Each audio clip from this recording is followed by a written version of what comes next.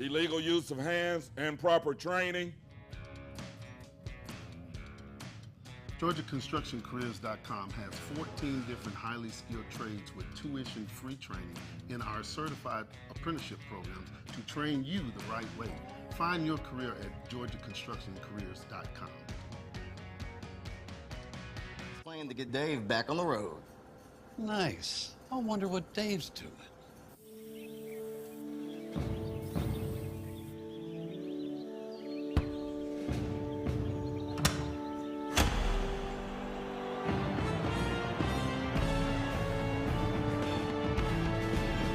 You do your thing. We've got you covered. What's going on, everybody? Happy Friday Eve. Welcome back to another episode of Keeping It Real with Najeh Wilkins, presented by GeorgiaConstructionCareers.com. Man, we got a lot of news to get into today, man. We're going to be talking to head coach for the Archer Tigers, Dante Williams. We're going to talk a little bit about their start. They're 4-3, double their wins from last year, 2-0 in the region play. They're playing phenomenally well right now. We talked to him about his young crew and William Wallace's exceptional performance against Parkview last week. And then we'll get into the second segment, breaking out some tape, some out-of-state players. They commented below on one of my posts, so we're going to break down their film. Baylor Hayes from Tennessee, Brentwood High School. They're off to an 8-0 start, and then we'll break down some tape from J.R. Hayes from Ryle, Kentucky. Going to break down his tail of the tape as well, get my thoughts on it and my analysis and all that good stuff. And then some major NIL news involving Julian Lewis. Yes, he's already got some big NIL news. We'll talk about that. And then the top 10 headlines, also presented by GeorgiaConstructionCareers.com. We're going to break down the big-time matchup between GSC Cal tomorrow night at 8 p.m., the Hall of Fame game on Peachtree Sports Network. We're going to break that down. So, without further ado, let's go ahead and see if we can bring on head coach Dante Williams. Hey, Coach. How you doing?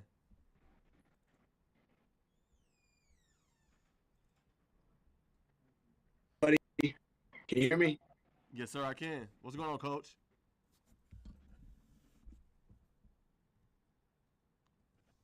Yeah.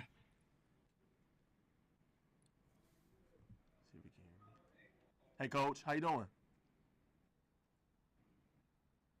Man, how you doing? I'm doing good. Can Can't you hear me? complain, Coach. Yes, sir, I can. Did he service out? All right.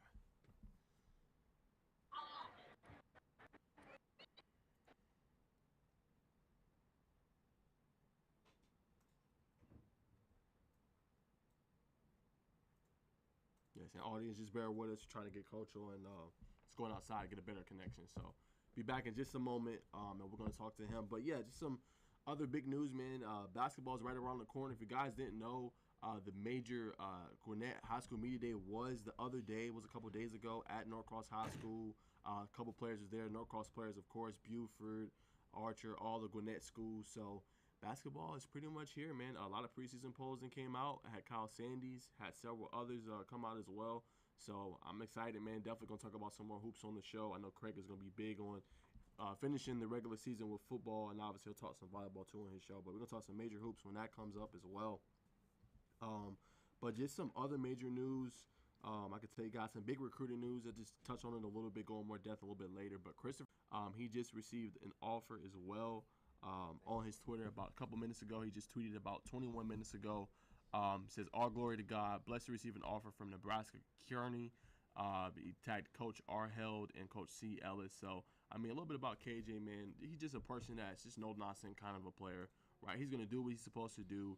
He's going to make the big-time throws. We got to see him early on in the season when they played Milton, that rivalry game. Milton did get the better hand. But, you know, to be under so much duress, he was doing a lot of things well, right? He was being able to throw it off the run. He was being able to hit his receivers in stride. Big-time catch from Dylan Williams in the back of the end zone. So KJ is an impressive athlete. I hope colleges finally realize, you know, what he can bring to the table. He's not the biggest dude, but he can bring a lot to your offense, man.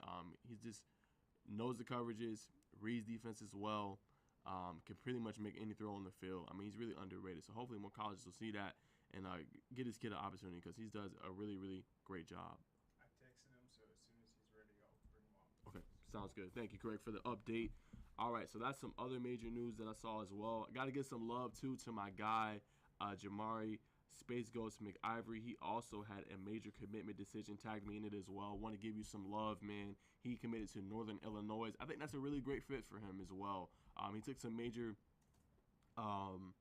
He took some major visits over the offseason to several schools. He allowed me to do a story on him. If you didn't see it, it's on scoreatl.com.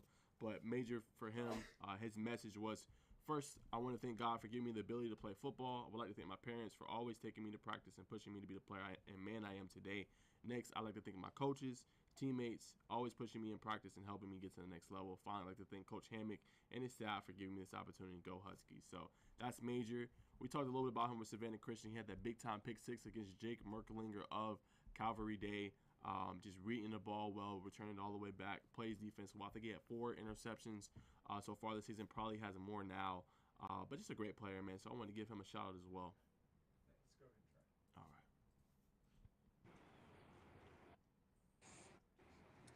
No, you're fine. No worries. Hey, Coach, can you hear me? Yeah, Okay. All right, Coach. Glad to have you on, Coach. Really appreciate you taking the time to talk Archer Tigers and talk some football. So, Coach, I want to kind of get into, man, you are a phenomenal coach. You came from Collins Hill. You led them to a state championship, so you know how to win and win big games, Coach. Just what was your message coming into this season? Last year you guys were 2-8, but you've already doubled your wins. You're playing high-end football. What was just that message this offseason, Coach, to your group to kind of get to where you are today? well, just let's start from the ground up, and it starts with culture and identity, and it's tough, because Gwinnett County, because of the teacher shortage, in county new hires, they didn't approve the full transfer, so from March until May, I'm doing half days. I'm teaching class at Collins Hill, going to Archer, and all the while I've got to hire staff, a new booster club, install offense, defense, special teams. So it was just a lot, and you don't get to do those things in the off season that you took for granted. I know I should. Whereas this year, right in February, myself, my staff, we were all here, so we were able to put together, our leadership council, have our Red Dawn 5:30 in the morning workouts every Friday, the month of March, and do all these team building activities, and that's where it starts. In order to run through a brick wall, you have to know that the guy on the left and the right, are fighting for the same cause, so that you can strain and do all the things necessary. So that's where it started. It wasn't no magical plays, no magical. It's just hard work, man, and buy-in. That's what it was. So we're a young team, and kids, they play for one another. They truly care for one another. So we just want to keep this thing rolling. Yes, sir. And then I want to talk about a specific game. I want to talk about last week, just major win for your group, beating Parkview, Coach. You guys beat a really good team, and you guys came back. Obviously, we're going to talk about Wallace in a second, just about his performance. But just what did you see out of your group, just getting that major victory? What we preached about, just having that grit and that grind and that tough, mentality.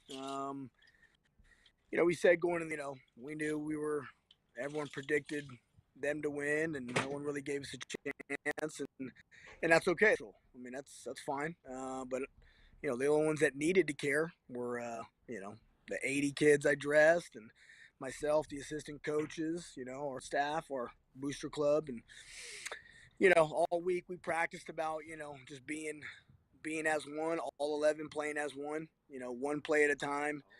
Don't even think about the fourth quarter. Don't think about the third quarter. Man, maximize your rep on this very play right here. You win it, great. If you lose it, fine. Move forward and then go to the next play, and that's it.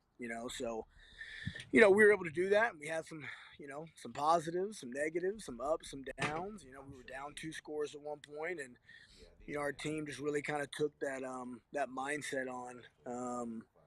I told the guy on I forget what radio station interviewed me after, but when our punt got blocked, it was right before halftime, which put Parkview up, and then just the narrative in the locker room, very positive, uplifting, ownership, right? Ownership of what happened, and then it's just about forward thinking. I mean, these are 16, 17 year old high school kids, and I hadn't seen that yet since I'd been here, and that was really refreshing and encouraging because that's what you have to have in order to win games like that, and then to excel at the level that we want to be at, where everyone had Parkview in that high regard.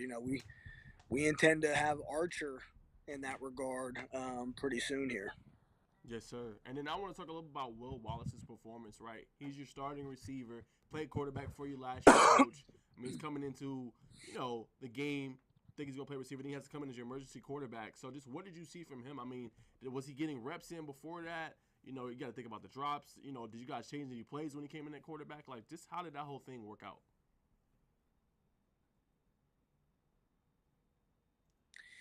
Yeah, William has been, kind of our backup quarterback all year. We had another young player, but he suffered a broken hand early in the JV season.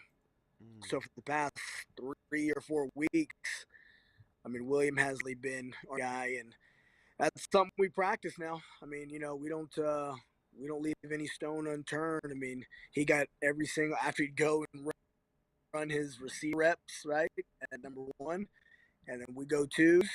He that glove off, and then he comes to court. So it was a lot of reps. He got his conditioning in for sure, but it set him up to have that kind of performance right there. It wasn't just a package of plays. I mean, we ran the entire offense, and he did it. And Williams, a fantastic young man. He'll graduate Archer as a 4-year letterman in both baseball and football. He's a starting center fielder. Both his brother to Archer. He's grown up in this community. He is what Archer football is all about. Tough blue collar, puts his head down and works. If we ask William, he put his head down and say, "All right, let's get it done. Some way or another, figure it out and get in." He led us to victory, man, and he's a better young dude off than he is on the field. Yes, sir. And I want to talk about a certain stretch this year, coach. You started the year 1-0, as you alluded to earlier, but then you suffered 3 consecutive losses, right? Some of them was close: North Gwinnett, Norcross, and Mill Creek. Just what do you think your group learned about themselves during that kind of period? And what was kind of your message to them during that time?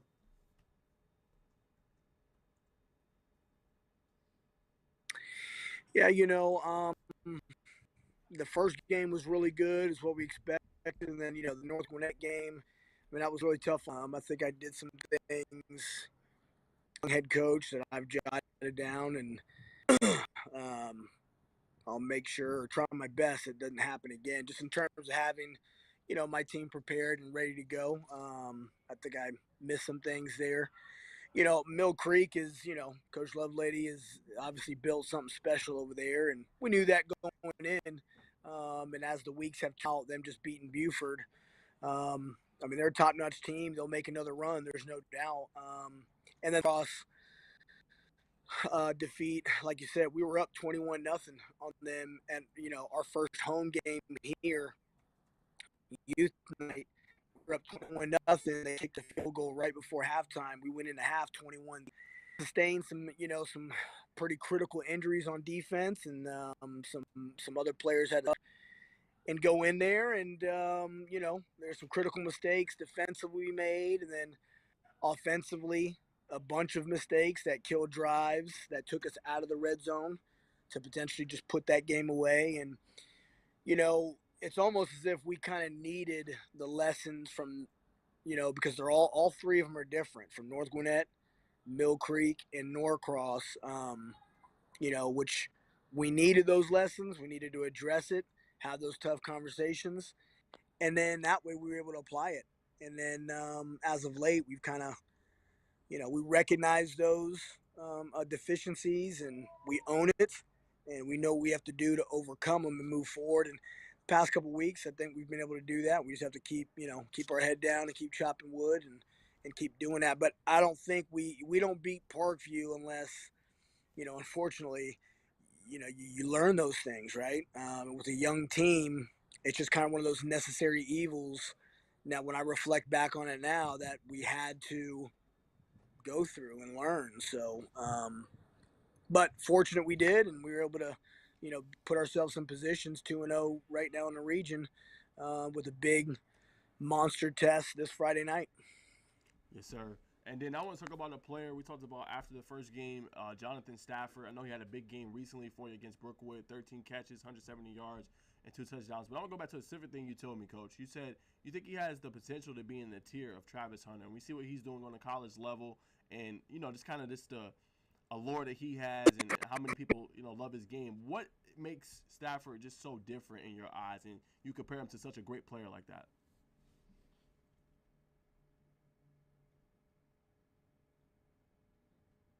Yeah, it's just really the explosiveness offensively. Jonathan is not a two-way player, so in terms of that, that he's not. I've never came off the field, and he's still going to do that at Colorado. But from an offensive standpoint, Jonathan possesses, a lot of the high football IQ like Travis had. He's very explosive. Um, he's a humble young man, and he's got major goals for himself. There's probably no harder critic, of Jonathan Stafford than Jonathan Stafford. A lot like Travis was. You didn't have to. I never really had to tell Travis too much from a critique standpoint because he held himself hard. He's throwing his helmet down if he don't come down with the ball in triple coverage, type stuff like that. And Jonathan has a lot of similar, and that's what I meant by that. And Travis is arguably one of the best to ever do it at the high school level in this state. So that is a pretty high, high to recognize Jonathan in that same regard. But from an offensive standpoint, the kid is special now. He really is. To be doing what he's doing only as a sophomore in this region now. Remember, we play in the SEC. There's a lot of tough competition out there. Don't get me wrong. But, this region that we're playing in 4-7A is arguably the toughest in the state of Georgia, no matter any classification. And Jonathan did what he did as a true freshman last year, and he has better numbers currently as a sophomore. So, but again, another kid that's through and through an Archer guy. He's what we represent. He's tough. He's gritty, and he's a better young man off the field than he is on. Has a 4.0 GPA. You can't ask for much more than that. Nah, Coach, you can. He's getting it done on and off the field. So it sounds like y'all got a monster out there that's, I'm pretty sure, going to be on the radars of a lot of people pretty soon. Another player I want to talk about is defensive starter. I don't know if he's still starting for you, but Kanan Edwards. I know you had a big game week 1. Just what have you seen from him in terms of growth and in terms of first-year starter and coming in there and being kind of just, a key piece for your team on defense?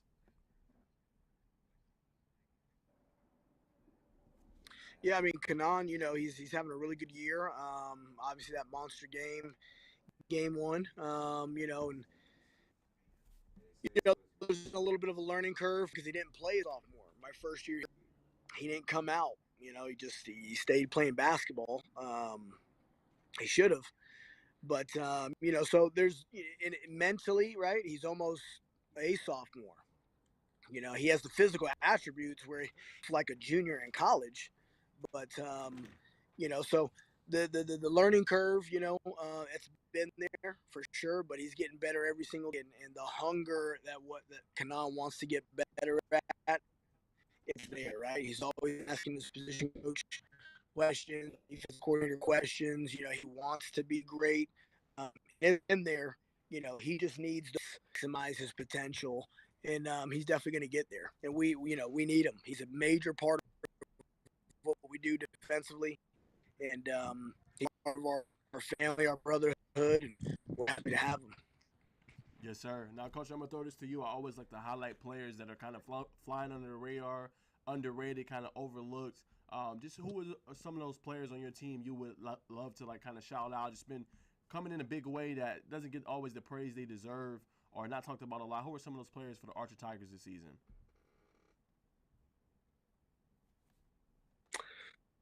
Oh, golly. That might be our whole team now.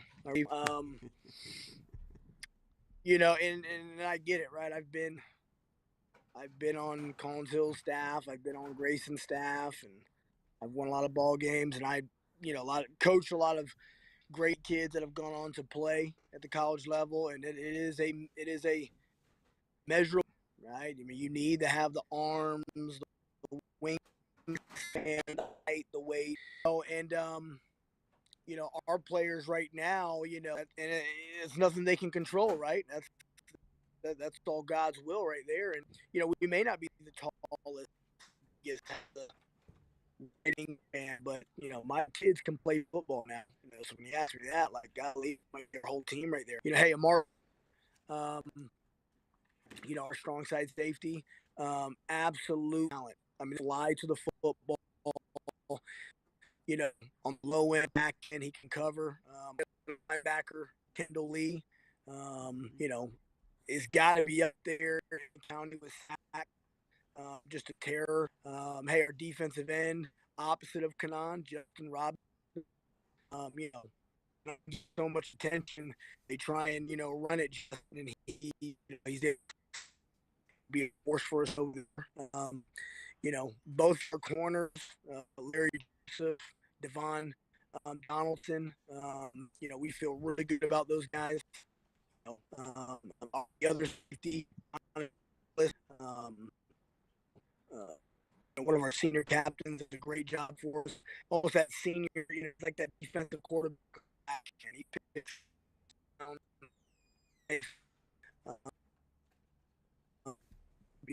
Trent Mapp.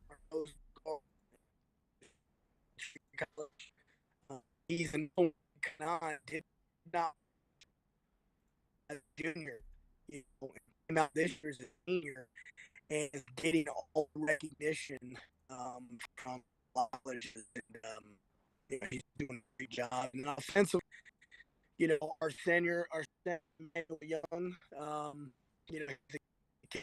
for offense and almost our team, the heartbeat, right? Running back, right? I put this guy up with anyone now. The running back is real. Change of direction. Colby Alexander, one of the receivers we have. His brother, Chad Alexander, who's at Georgia Tech right now, was a running back for me last year. He's a speed demon. Probably just as fast as staff, maybe faster. So we've got a bunch of guys. I'm probably looking a bunch down.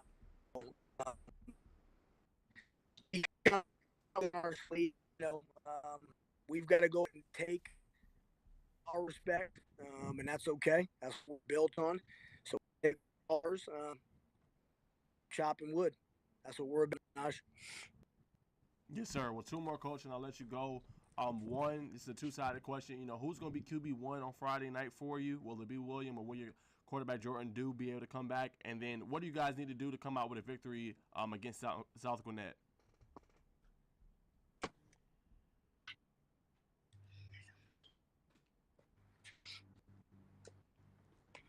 Say that one more time for me. You're going out. Yes, sir. No problem. I was saying, who's going to be QB1 on Friday night against South Gwinnett? And then what does your group need to do to come out there with a victory?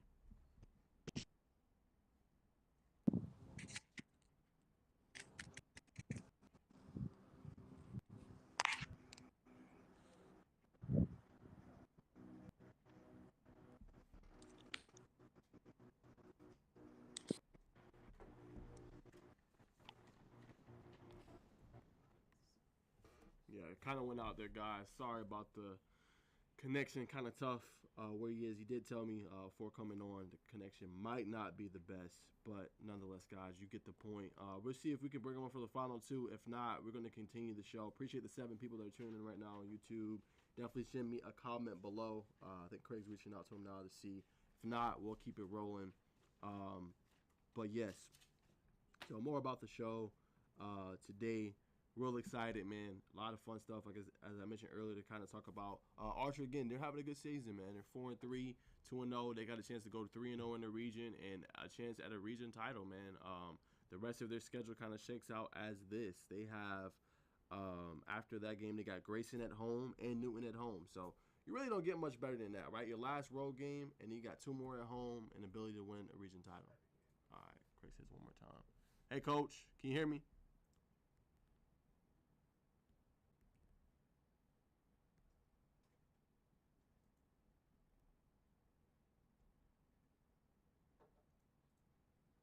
Nothing.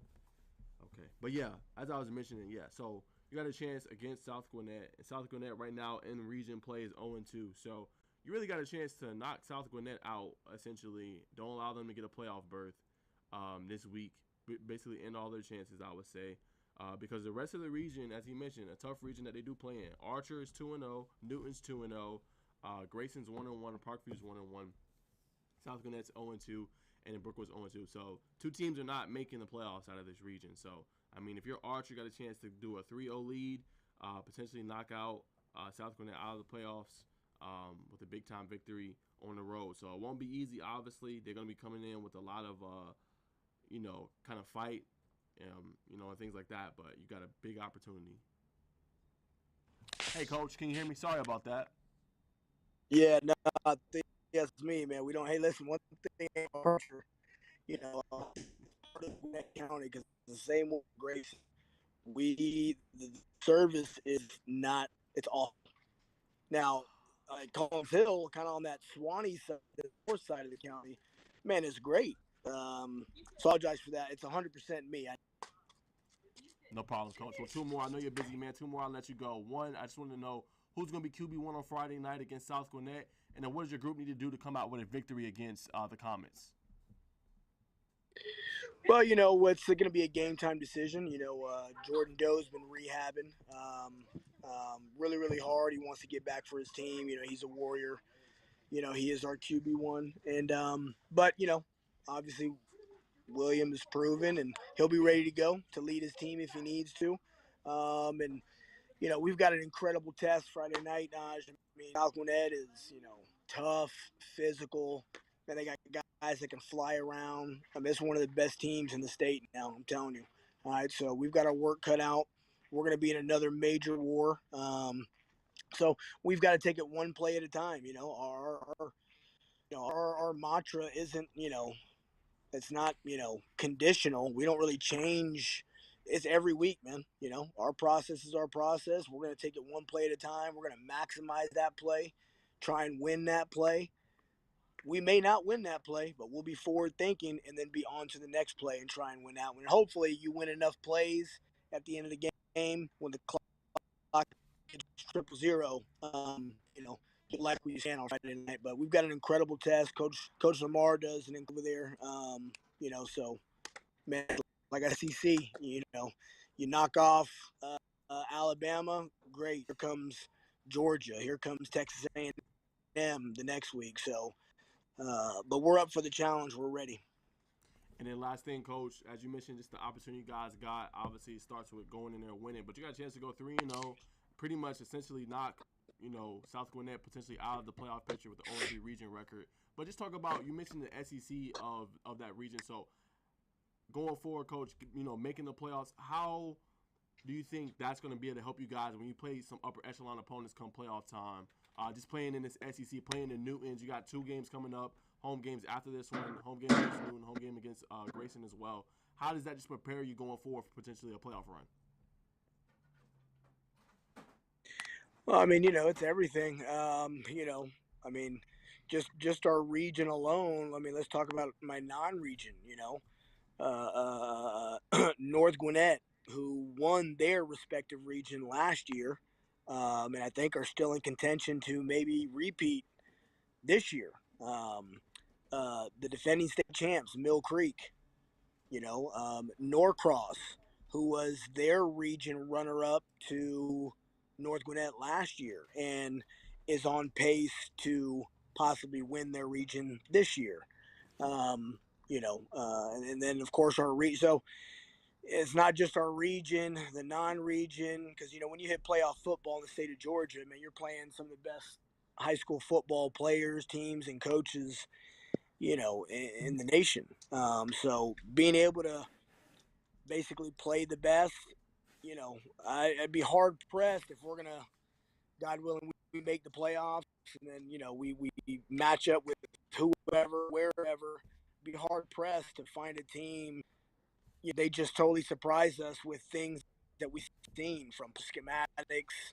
I mean, we've already played. We played. We played. So we welcome. It's very similar to what I was used to at Grayson under Mickey Kahn and Coach Jeff Herron and also with Lenny Gregory at Collins Hill. We would schedule the best. Sometimes we would have to schedule the best because no one would play us. So play out of state champions, and it's tough, but all it does is strengthen you up for that season, which we all playoff season that we all strive to be in. So we welcome the challenge, and we will be ready, God willing, if we make the playoffs. That's our goal. That's the first goal. It's the number one goal for us as a team. If we make it, we'll be ready to rock no matter where we play, who we play. Yes, sir. Well, Coach, thanks so much for taking the time to talk about the Archer Tigers. Appreciate you letting me highlight your program. A lot of fun talking to you. Good luck the rest of the way, and good luck Friday night against South Gwinnett. Hope to see you guys soon and in the playoffs. Hey, Najeh, thanks so much, man. I appreciate what you do for high school football. Love watching you. You're welcome to Archer anytime, man. Come on over, have a hot dog, have a Diet Coke. Let's chat. Yes, sir. Thank you, Coach. Appreciate you. All right, guys. There goes head coach from Archer, Dante Williams, doing a good job over there, man. Wanted to highlight his program. 4-3, got his potential chance, as I said, to knock out South Gwinnett from the playoffs, go 3-0, and set up a potential chance to win a region title and be a number one seed, and they will have to come to Archer. So big time games coming up. Grayson next week. I think that's gonna probably be one of my games on my highlight as well on my show next week, seeing if they come out on top. And then they got Newton at home, and that could potentially be for the region title. So we will find out more here pretty soon. But let's take a quick break. Thank our sponsors. Be back on the other side and talk some tail of the tape with Baylor Hayes and J.R. Hayes as well. Hey, is the power off on this? I don't know. Just take it off. Safety violation, unsafe work conditions. In the construction trades unions, safety is our highest priority, and we train you to recognize and speak out on unsafe working conditions so that everyone arrives and goes home safely. Learn about careers in construction at georgiaconstructioncareers.com. What you doing? Hey, just finishing this claim to get Dave back on the road. Nice. I wonder what Dave's doing.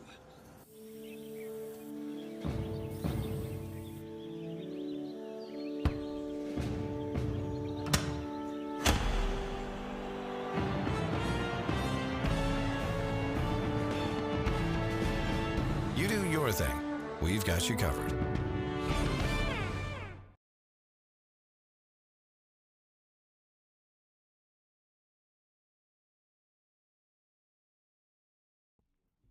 All right, I got to give Craig some credit. Just ask him when we was on break, what is Tennessee known for? He said it's called the Volunteer State. So that is where we're going. We're going to the Volunteer State to talk about this phenomenal player from Brentwood High School. They are 8-0 right now. He's balling out 1,093 yards, 12 touchdowns so far this season, only 3 interceptions. Guys, only thing I'm going to say as far as the takeaway, I'm going to break down the rest later.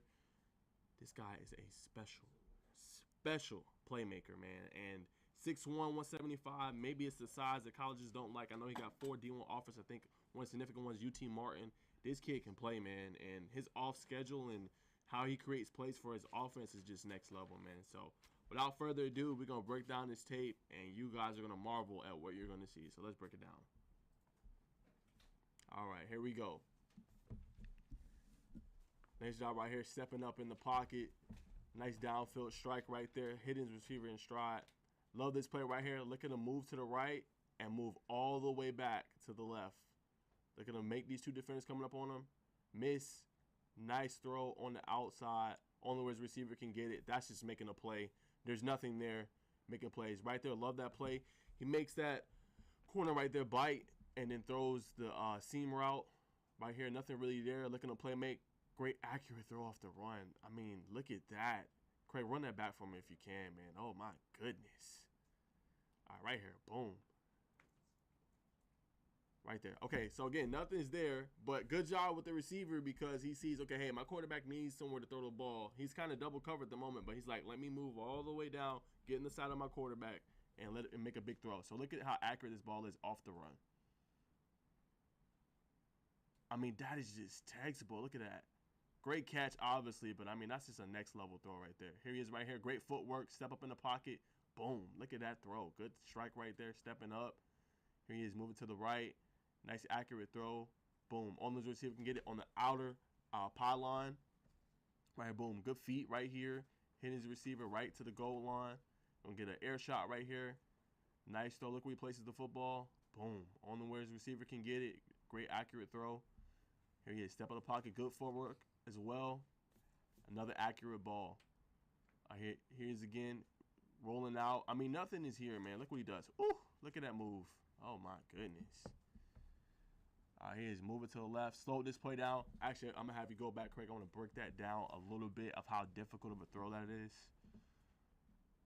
Go a little bit more right. Oh, you almost had it. Let's see. Right about here. Okay, so I don't know what Hayes sees here, but the fact that he threw this and how accurate it was, and really, this, if you look at this play, there's nothing there, right? But he trusts his receiver so much. I mean, you got the receiver to the left. He's bunched up. He's covered. The receiver to the right. He's bunched up. He's covered. So, and the other receiver he's going to throw to that you see in the middle, he's going to go all the way to the back pylon of the end zone. But, I mean, this ball is just so accurate. I mean, you can't get any better throw than that. Look where he places the football. You know how tight of a window that is to place that? I mean, next level. Here he is again, stepping up in the pocket, keeping his feet, hitting his receiver right there, moving to the right, nothing there. Boom, look at him break that tackle. Still, looking downfield, nice touchdown throw right there. Boom, here we go, another one of those patented throw off the run throws. Boom, here's a good step up. Boom, look at that move he puts on the defender. Whew. Look at another move. Oh, my goodness. Quarterback running like that. All right, here he is again. Boom, nice throw right there. Out of boundary. Okay, love this play right here. Look at him move all the way to right. Nope, I'm going to go all the way to the left. Keep my eyes downfield. Nothing there. I'm going to just make a play. Boom. Run you over. Easy tutty right there. Nothing's there yet again. All right, you go play action, roll out to the right. No, nothing's there. Look at the playmaking ability. I mean, goodness gracious. I mean, there's nothing there. Here he is again. To the left, nothing there. Boom. Look, nice sideline throw. Only the receiver can get it. Gonna get a different little angle right here. Look at him step up, slow it down. Ooh, slow it down for me, Craig. That is my favorite play of his. Look at this, y'all. My favorite play. Here we go. All right, pause. Keep going. Right about here. So again, this just shows his playmaking ability. Again, nothing is there. But again, he has the trust in his receivers. I'm pretty sure they practice this. He's going to step up in the pocket. You see the right tackle's kind of beat right there. If he stays there, he's sacked. So look at him step up with his feet work, up in the pocket, boom. And then he moves to the right and makes an accurate throw. Almost looks like a sidearm, man. I mean, whew, look at it. Boom. Look at that accurate throw. Back pylon, easy touchdown. Phenomenal play. Boom. Same thing right here. Make the defender miss. Using his dual threat ability. Okay, I'm going to get us a first down. Nothing's there downfield. I'm going to use my legs. Got another airline shot right here. Nice job just getting it out quick. Hitting his receiver. Little play action. Roll out to the right. Boom, look at this move. Woo. I'm going to make play with my legs, man. I'm going to turn into something big. I mean, just impressive. All right, here we go again. All right, here he is waiting. Boom. Good throw. That one was hard to see, but again, making a play with his legs and using his arm to finish. Boom. Woo. Look at that move. Look at the foot he put in the ground right there. All right, here he is again. Boom. Made that defender miss. That's one miss. That's two miss. I mean, yet again, moving to the right. Boom. Make that defender miss right there. Ooh, and keep it downfield. I mean, tape says so itself. I seen Craig was impressed. I'm impressed. My takeaways, kid has a great arm. Very mobile, right? Special playmaker. And I don't say that about everybody that plays quarterback, but I say special because a lot of times there's nothing there. He's escaping to the right, escaping to the left, and he will go across the other side of the field. Now, some people say that's a cardinal sin. Some coaches don't like that you're moving all the way to the other side. But he's pretty safe from what I've seen on his highlights with the football. He does a good job, with the communication with the receivers, getting the ball out of his hands, hitting them. And he just makes plays, man. That's why I call him a special playmaker. Nothing there. Everything's covered up. Maybe, one of his linemen gets beat. Still, he's going to use his legs to improvise, get out of a sticky spot, and make a play. I love that, man. So special playmaker, dual threat, take some risks, but I think they're calculated risks. He's gonna make a play. He's like, I'm gonna put my team in position to score. That's what I'm gonna do. Put my team in position to score, and that's what he does every time. And I will say this too: his throw off the run is very accurate, man. You can't say that about a lot of quarterbacks, man. But throw off the run, I mean, he's hitting these receivers in stride. He's hitting them only where they can get it. He's putting the ball in places that a lot of quarterbacks can't do, man. So he's special. Hopefully, colleges start to wake up on him. But this is from Brentwood, Tennessee. Thank you, man, for putting your film down on the tweet. I did. Definitely enjoyed breaking you down, man. You got to be definitely one of the better quarterbacks in the state of Tennessee, in the volunteer state. So definitely appreciate that, man. Keep doing your thing, Baylor. Hope recruiting continues to go well for you. Very special player and athlete. All right, we're going to go to the last one. J.R. Hayes from Ryle, Kentucky. Team right now is 4-4, 2-0 in region play. Have a big-time game this weekend against Simon Kenton, who's 5-2. 5-2. So, quick takeaways. Tough, physical runner, can make defender miss off of first contact every single time. And I do have a recommendation as well for him. It's nothing bad, but I think he'll be able to have a longer burst and be able to make those bigger time plays potentially on the next level in college. So, without further ado, good to go, Craig? Yep. All right, we're going to go ahead and bring him up, break down his film. All right, so right here, you're going to see multiple shots of this play. They can just use his legs, bounce off the defender with a good spin move. They're going to reward him right here. Hand it off. Boom. Let him drop his shoulder. Nice, easy tutty. This is the second half of the play, of the first play. So we slowed it down. Boom. Look at him lay down his shoulder. Spin off. Get off me. Boom. I'm going to carry you all the way down into the red zone. Great play right there. All right, here's right here. We're going to see a little bit of his passing game, being able to receive, catch out of the backfield. Boom. That's one defender. Nice job getting the first down right there. All right, here's again. Nothing's there. Looking to beat it where his quarterback is. Boom. Nice catch right there. Break the first tackle. Get a good gain when nothing was really there. All right, here's in the running game again. Boom. Make defender missing the hole. That's two defenders. Nice run right there, about 8-9 tough yards right there. Very tough runner. I think here's the other angle. Boom. Bounces off that one. Goes down. 8-yard run right there. Here's again. Makes the first defender miss. Don't go high on him. Nice gain right there. That looked like about a 10-yard gain. Good run right there. Boom. Look at him make that move right there. Can't go high on this kid, man. That's two missed tackles. Finally, the third one brings him down. Another about 12, 15-yard gain. That's a missed tackle right there. It's two. And the third one brings him down. So you see he's making defenders missing the hole. Boom. Same thing here. Finish it off. Reach out. Nice touchdown run right there. All right, boom. We're going to see him in the passing game. Whew. Look at that move right there. Ooh. Man, you might not want to arm tackle him. You might want to bring the whole body. All right, here he is again right here. Makes the defender miss. Big time catch, about 14, 15-yard gain yet again. So just big chunk plays, man. He's good with that. Same thing here. Make the defender miss. Turn into another 12, 15-yard game. Just steady. Reminds me just very steady running back. This is my favorite play. I'm actually how you roll this back, Craig. I mean, that's just sheer will right there. And we're going to run it back again. I should have instant replayed it, but we're going to run it back. All right, go ahead, Craig. So we slowed it down. So pause it. Two defenders. This is no way this should happen. Okay, you got two guys right here. The receiver right here whiffs on the block. There's no way he should be able to break this tackle and turn this into a bigger gain. So this is what I mean by sure will, determination, steady running back. This is what he shows. All right, go ahead and roll it for me, Craig. Boom. So we paused it right there. Boom. Look at that. 1, 2. Let me spin. Get off me. I'm going to turn it into a big gain. That is my favorite play of his on his tape. That is phenomenal. That is a textbook play. You can show any coach that. They're going to love that. Again, right here out of the backfield. Big time catch. Gets him at the 3-4 yard line. Big job right there. Here he is again in the receiving game. Nice move right there. Makes the defender miss. Carries that defender. Big time game right there. So only about 2 minutes of film. Well, I do like it, and as I said, a very tough and physical runner. I think, he always makes the first defender miss in the hole, right? It usually takes about 2 to 3 to bring him down. Also, he's a threat in the passing game. So sometimes running back, so I'm sure the knock or what people are going to say is, well, he doesn't have the big explosive plays, but he's a steady running back. He's getting you 12, 15. He's giving you 7 to 8 on the ground every single time, right? He's going to get them tough yards for you. It's going to take a lot to bring him down. That is what you want to see. He's very physical, right? Just because he sees 2 defenders, as you see in one of my favorite plays of his, he did not go down. It didn't matter. He hit both of them, still used his sheer strength and will, bounced off, and turned into a big play.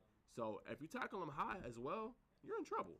Do not tackle this guy high. Do not tackle J.R. Hayes high, or you're in a world of trouble. I think he's also great on the goal line. They should use him in more packages there if they don't already. Give him the ball on the goal line. He's going to turn into a touchdown score.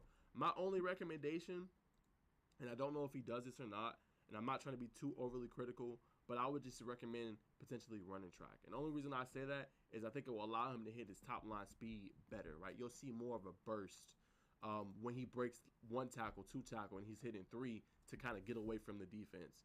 And I think it will allow him to show more film. Obviously, now you can't do it because it's in the midst of football season, but just more of that, and he'll be able to hit that top line speed and that burst for a longer period of time. That's my only, and like I said, it's not even to be critical. It's just a recommendation. But I really enjoy looking at his tape. He's a very physical runner. He's steady. I think he could definitely be one of those running backs you can use on the next level. And he don't go down, so it takes a lot to bring him down. So he got good strength in the legs, upper body strength as well. So that's my only recommendation. I enjoy watching it. It was a lot of fun, and I think that's the only thing my recommendation there is, so he can have more explosive plays on the next level. If that's indeed what he wants to do, play on the next level, is just run track during the spring this year. I think he'll be able to add an extra burst to his game, and that's going to make him dynamic. I mean, he already is, but that'll make him even better. So that's all I got for there. I hope you enjoyed. Thank you guys so much for sending in the film. We're going to have more film to break down on our show next Tuesday, Underrated and Overlooked with Craig Sager Jr., and also next Thursday with my show, Keeping It Real with Najeh Wilkins. So let's keep going. We got a lot to talk about before we hit the next break. Top 3 games to watch this weekend in Georgia. North Atlanta versus Marist. I know Craig's going to talk about this tomorrow, but this game, I mean, just major region implications. It is tonight. I wish we could go and go see it, but Craig brought up a great point. 17 consecutive region wins for Marist. So they've been doing their thing. I think they won the state title in 2019 or 2020. So they recently won a state title as well. Their quarterback's dynamic in space. Don't sleep on them. If you're not careful, as we've seen right before halftime, which had a QB keeper and ran in there for a touchdown against Blessed Trinity. So do not sleep on this guy. I'm telling you, he can run the ball. And then Jackson Hughes is like their thumper, right? You get him the ball, he's going to do the same thing we just seen with the tape of J.R. Hayes from Ryle, Kentucky.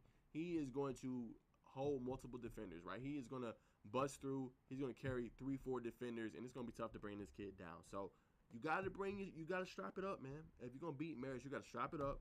You got to be physical, and you got to be willing to tackle this dude. You cannot tackle him high. It's the same thing we seen with the tape just a moments ago. You have to tackle this man low. You got to tackle him in the midsection. You got to bring all 11 hats to the football if you're going to break him down. So that is the key.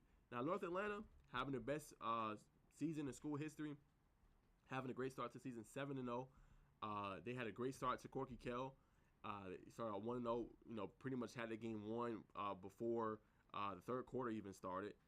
So great job there.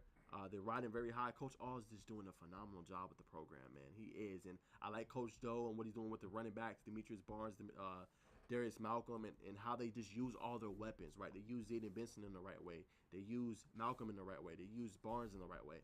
They have a really good team. So they're going to have to buckle their chin strap in this one, but I think they're prepared. North Atlanta has a lot of speed. North Atlanta is physical, and North Atlanta is athletic. So look for a hard-hitting game. I expect North Atlanta to come out top. That's who I'm taking. And the last thing on this, and that's my prediction, North Atlanta, if Luke Harpin goes out to the outside, and we've seen it against Blessed Trinity, him playing on the outside, match Zayden Benson with him, right? Zayden Benson is your best cover corner. You match him against him, whatever. Harpin might have the size. Whatever, 6'2", 6'3", he's a great athlete, great player going to Georgia Tech. But you want to match talent for talent, and that's why you match Zayden Benson against him. I'm looking forward to see who comes out on top. Craig, I'm sure, is going to talk about tomorrow on this show. It's going to be a lot of fun. Stay tuned for that. That's tonight at 7:30, North Atlanta. Marist, can't wait to see who comes out on top, potentially for the region crown. Going with North Atlanta, though. Number 2, Jonesboro versus Woodward Academy. Woo, what a game that's going to be. Jontavius Wyman's blown up in recruiting, offers from Florida, several other high programs, makes plays all over the field, has a pick 6 already this year, plays a little bit of quarterback for them. This does it all for Jonesboro. And I'm really impressed, too, with him. And obviously, I'm really impressed with senior receiver, not getting a lot of love, Montez Redding. He's having a phenomenal year. 581 yards, 8 touchdowns this season. He just possesses that big playability. They got a lot of young athletes you can get the ball to, but he's one of the ones from the 2024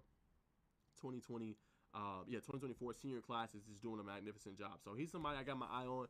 Can they match up against him? We're going to find out, obviously, here pretty soon on Friday night. And then some keys for Woodward Academy. Lucas Farrington, he's a heavily recruited player in the 2025 class. 421 yards rushing and 4 touchdowns so far this year. Has great cutback ability. That's going to be on full display for Woodward Academy in this game. And the kid that isn't talked about a lot, but is going to Wake Forest, Ben Grice. This kid blew up last year in recruiting in his junior season. Committed earlier this summer. 436 yards receiving, 6 touchdowns. He's just a weapon in the passing game. He might not wow you so much with the speed, but he's just one of those players you get the ball to, he's going to make you pay. And then they also got Josiah Abdullah, who's another dynamic playmaker, 426 yards and 5 touchdowns. So that's going to be an electric matchup, man. I'm curious to see that matchup. And the one key I got circled is the playmakers for Ward Academy against the secondary for Jonesboro. Can they match up? We know Wyman's going to be back there. We know some of their weapons are going to be back there in the secondary for Jonesboro. Can they really match up? We're going to find out, man. But I'm going to roll with Jonesboro. I think to get back on track, we're going to find out who wins this one. But my money's on Jonesboro. I think Woodward Academy is going to bring the punch. I got my eyes on London Merritt and obviously Andrew Hines. It's going to be a good game, man. But I got Jonesboro coming out on top. And that one should be a lot of fun. And then number 3, this one's going to be on GPB. Parkview versus Newton. A big-time game, I think, right? If you are Parkview, you do not want to fall to 1-2 in region play, right? Coach Dante Williams talked about how tough a region that is. We already know, right? But Newton is the favorite probably right now, right? They've already beat Grayson, right? They've already beat some notable teams. They've beaten the Westlakes of the world. They've beaten the Graysons of the world. They got some notable wins on their resume. This is another one they can add. So, for me, and I'm not trying to throw no shade of disrespect, but it starts and stops with the quarterback. And the reason I say that is because we know how banged up they are at running back. I believe Traylon Maddox is banged up. Kyrie Span, I believe, is out for the year. So, obviously, they got to do a running back by committee. They don't got the weapons they usually have in the running game. They got a good offensive line now, right? Jordan Floyd, Cortez Smith, they got a good line. But they need their quarterback to win, right? They need their quarterback to hit Mike Matthews, who was top 10 ranked nationally, according to ESPN, as a player overall. We know how good Mike is. We know how good Jalen Crawford is, and Zealous Hicks on the defensive side of the ball as well. But you got to get them the ball, man. That's what this comes down to. Get them the ball. You got to play a little bit of ball control against Newton, because Newton's going to run the football. Zion Johnson's going to tote that thing. He got 1,085 rushing yards and 14 touchdowns so far this season. He's been a problem, right? He has been a problem. So if you are Parkview coming in this game, you want to play some ball control, keep the ball in Newton's hands, and you want to lean on your playmakers. But again, the quarterback got to get the ball to the playmakers. Newton won last year? 2018, Newton won last year. So it's a big game for Parkview. I almost put it in that category last year when they had to play Grayson in order to make the playoffs. And they ended up winning that game.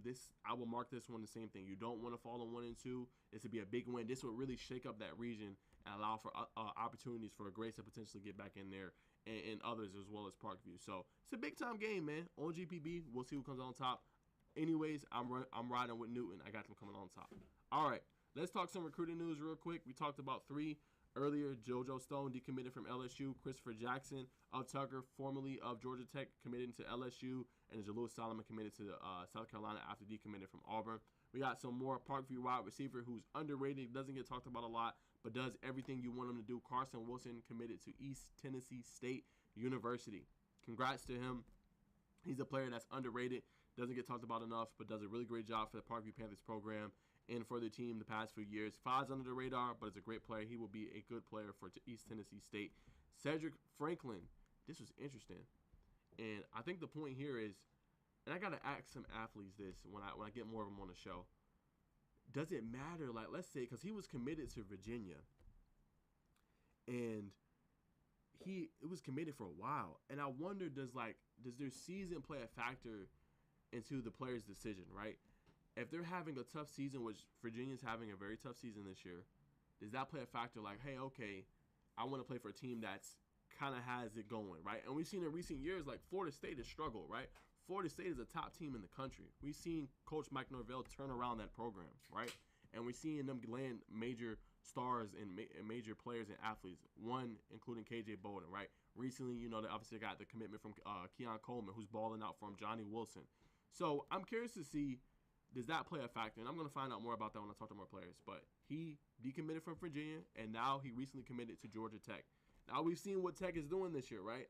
And as I said, Tech has been doing a better job with their recruiting, right? In the 2024 class, 2025, they're getting more players to want to come to Tech, right? Trajan Greco, who balled on ESPN, 7 catches, 125 and a touchdown.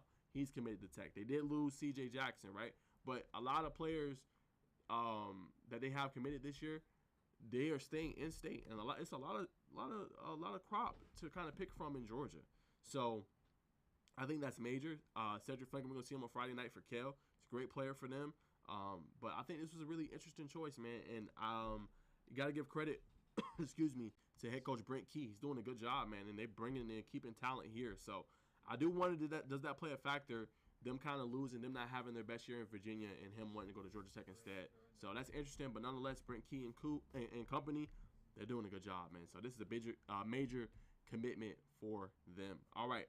Other recruitment news, Leroy Jackson received an offer from Miami. That is major for him. He also has North Carolina offers and several other ACC offers. We'll be interested to see what he does and where he goes. Got to see him ball out on TV again.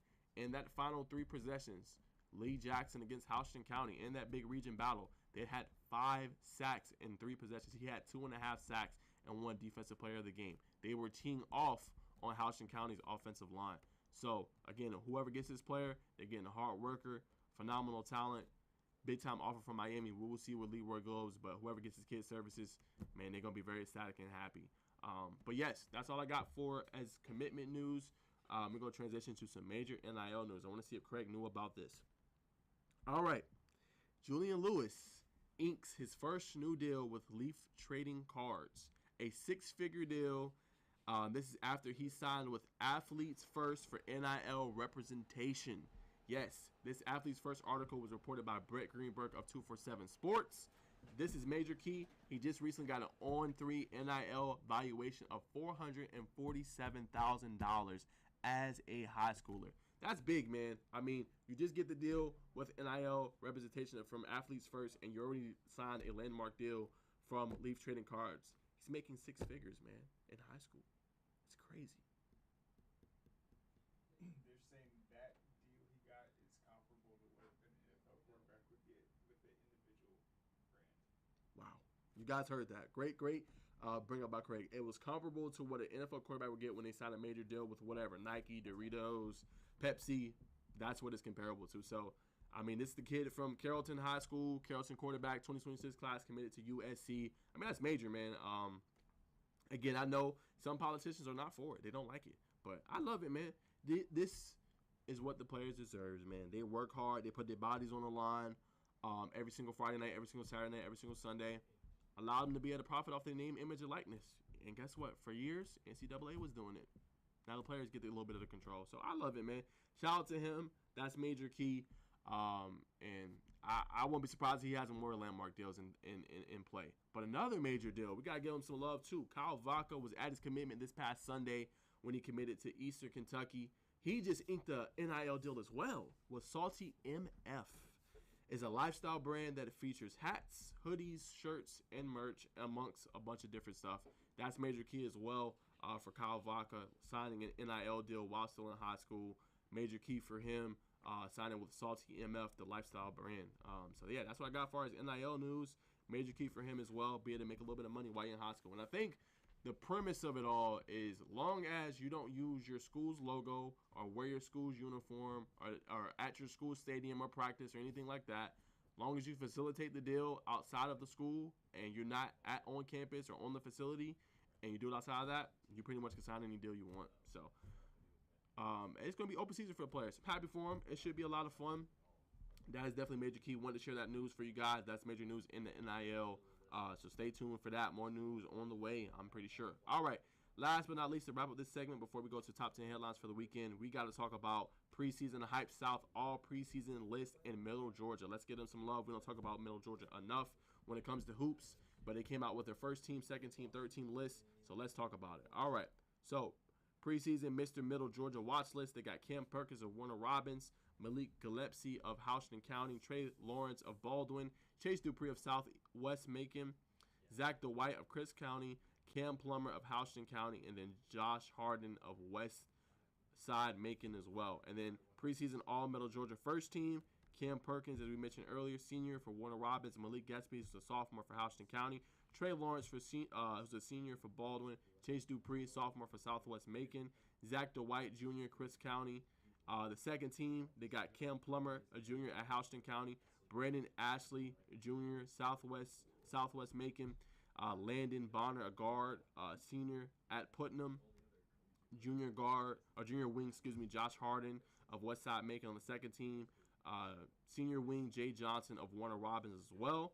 And then the preseason Middle Georgia third team, they got guard Karan Howard of Southwest Macon, who's a sophomore, guard Frankie Raines, junior of Macon County, guard Cam Cherry, sophomore of Peach County, and then guard Donovan Carter, senior at Howard. And then they also got Chauncey Williams, who's a senior forward of Westside Macon. So that is the preseason all Middle Georgia Hype South list. Go check it out. That is on their Twitter page, Hype South. Go check that out. All right, so we're going to take one more quick break, conclude with the top 10 headlines for the weekend, and we'll be back on the other side after a quick break and thank our sponsors. Hey, is the power off on this? I don't know. Just take it off. Safety violation, unsafe work conditions. In the construction trades unions, safety is our highest priority, and we train you to recognize and speak out on unsafe working conditions so that everyone arrives and goes home safely. Learn about careers in construction at georgiaconstructioncareers.com. What you doing? Hey, just finishing this claim to get Dave back on the road. Nice. I wonder what Dave's doing.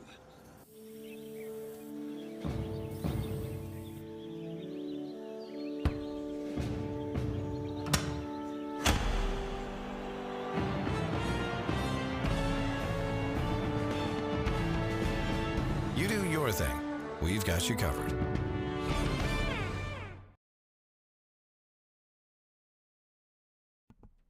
No. This is the last segment. Sorry. My bad. All right. So, final segment. Let's go and wrap up the show for the day. Top 10 headlines for the weekend. I got to talk about the game of the week, y'all. Cal versus GAC Hall of Fame game. It will be a lot of fun. I think this will be one of the better games of this weekend. Again, you can watch it on Peachtree Sports Network. All right. So, I think the thing to point out is Cal has a phenomenal offense, right? And I think they could beat you in a multitude of ways. We talked about this on Tuesday. And if you look at it and you break it down, they got Tyree Green, who's a sophomore, 14 carries, I think 145, 150 yards, 3 touchdowns in the last game. Big-time Weechen win against Cambridge. They got Contreras Gibson, who's a freshman, who they really like, who's doing some big things. And they got Kamari Nix, right? So they got 3-headed monster in the backfield. And then you add weapons in the passing game with Kyle Vaca and also Peyton Zachary. And I think they got a guy named Jaden George, who they like really good as well. So, Cal, they got a lot of ways they can beat you, man. So, it's going to be interesting to see, can the GAC defense continue to match up? I think that's my biggest thing.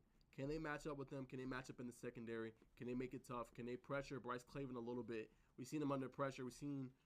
I would say the Cal offensive line has looked improved over the past, couple of months since we last seen them, right? And the first game against, Parkview, they were kind of running for his life a little bit, but it's kind of steadied out right now. So, can they create pressure? I think that's the biggest thing for GAC. Now, for GAC, they're a little slept on. Right, and I'm gonna be honest with you. They got a good set of playmakers too. Got Xavier Dacey, who's the UAB commit, who just committed 2 days ago, and they got Gabe Daniels. Right, combined, Daisy and Daniels have 11 touchdowns. Right, now they aren't talked about enough, but they're having a great season. Right, and they're dynamic as well. And then they got a pretty good running back in John Luca Tiberia, who's having a great season as well. 830 yards and 9 touchdowns. So I think what makes GAC so good this year is that they have the balance, as Coach Hardy talked about a few weeks ago. They can beat you with their playmakers, and they can also beat you on the ground as well. And then Jack Stanton is not a turnover machine. And he's my X factor in this game, right? We're going to get to see him up close and personal. Has, I think, about 4 offers. I'm going to try to get him for an interview here pretty soon. But again, 17 touchdowns, just 2 interceptions, right? So the key for GAC, if they're going to win this game, is they got to win on the outside, and they got to lean on the running game. They got to have balance, right? The running game might be a little bit of tough sledding, right? Kale got some really good linebackers, right? I think they got Kamari Nix. They got Justin Logan's committed to Arkansas. They got a safety as well who can kind of come down, and Marquavis Sabor can come down and lay hits as well. Likes to be physical, right? Likes to make big hits.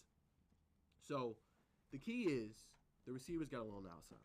Xavier Daisy, Gabe Daniels, they got one on the outside. And the X factor, Jack Stanton, has to get them the ball. He doesn't need a huge game to win, right?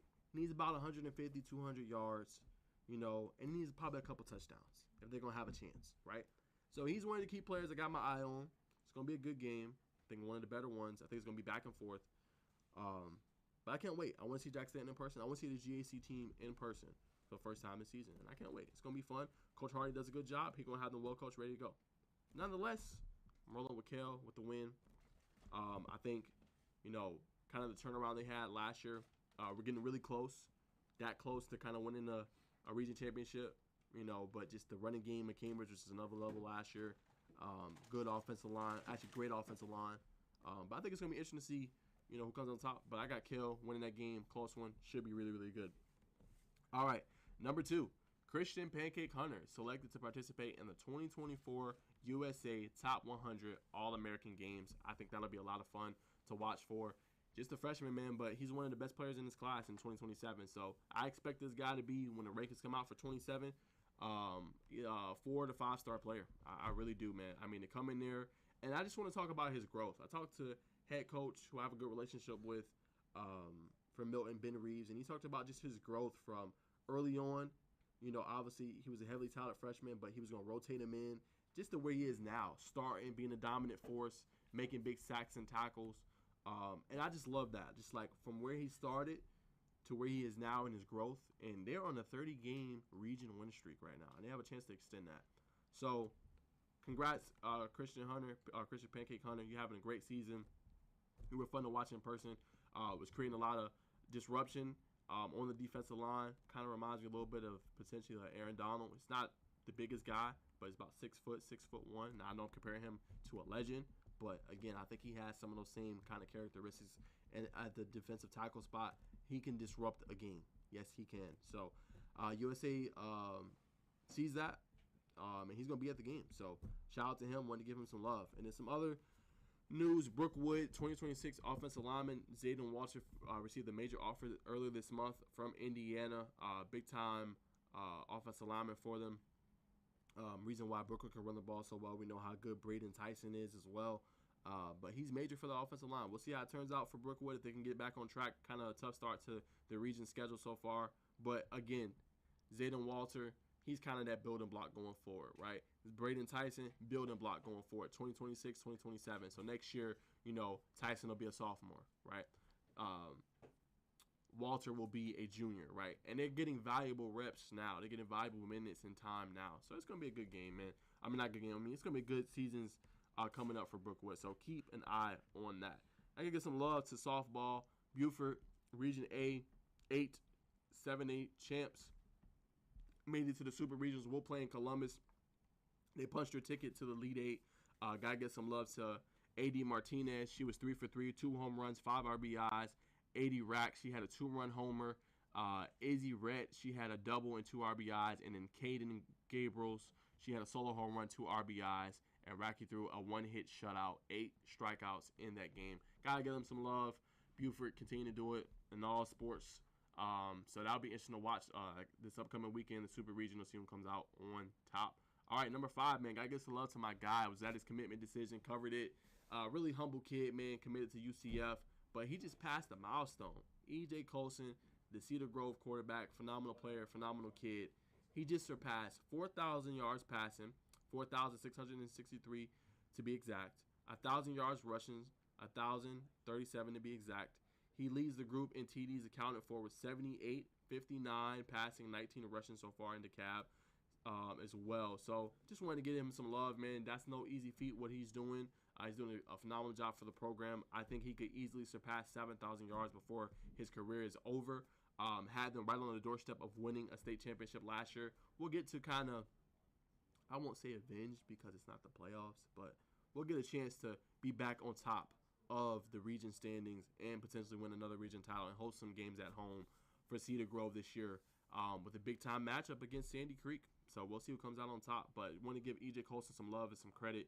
Keep doing your thing, man. All right, number 6, Cross Keys senior running back Luis Hernandez becomes the 7th Indian to rush for 1,000 career rushing yards. He is at 1,053 after rushing for 128 yards against Harvester last week. He's been a big part of their offense so far this season. Passed the 1,000-yard mark. Congrats to him. Not easy to do. Wanted to give him some love and credit. 7th Indian to just be able to do so. He hits the history books. Shout out to him. And then I wanted to give some love. Don't talk about it a lot, but to cross country, Tattler Square Academy, they punched their ticket to play or to run in the state championship. The varsity girls did. Wanted to give them some love and credit. Not easy to do. They're doing their thing out there at Tattler Square. Wanted to give them some love, punching the ticket to compete in the cross country state championships. All right. North Gwinnett softball, they're headed back to Columbus for the 4th consecutive year. They did it with a 9-1 victory against Mountain View. Major victory for them. They had the pop-out fly, pretty much dominated the game for the most part. Ended it just doing a good job so far this year, man. Phenomenal coaching job, phenomenal players who buy all in, not all about me, but about the team. So they are heading to Super Regionals as well for their 4th consecutive year. That is a major headline for me. Shout out to them. That is number 8. All right, number 9. Congrats to Region 8 5A first team all region players Anna Moore, Aka Barubi, and Bella Hall, and the region player of the year Caitlin Sutton, and coach of the year Coach King of Loganville High School. They also have a big region game, state tournament coming up against Chapel Hill. This is for volleyball. Let me see if they actually won and came out on top.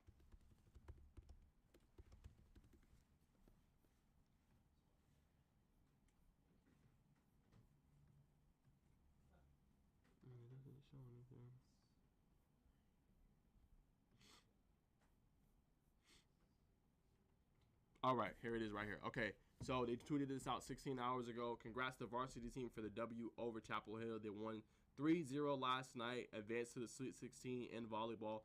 5th time in the Sweet 16 in the last 7 seasons for the program. So that's major. Their next game is Saturday, October 21st at Dalton High School, 11 a.m.